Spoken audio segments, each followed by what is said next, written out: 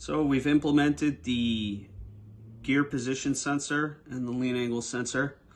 Both are being utilized by the 7-segment display. This is the Arduino Mega.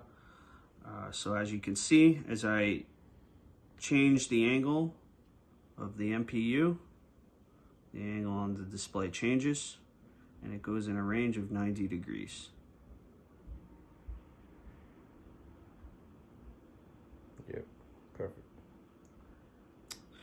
Over here, this is the gear position sensor. So we have an upshift and a downshift. This is the upshift. So from neutral, we get second gear, third gear, fourth gear, fifth gear. Now we'll shift down. And we go from fifth, fourth, third gear, second gear, first gear. And we can go back into neutral by giving a half click of the FSR. Okay. Then we can go up to 2.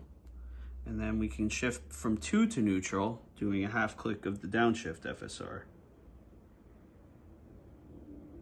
And there it is. Gear position, lean angle.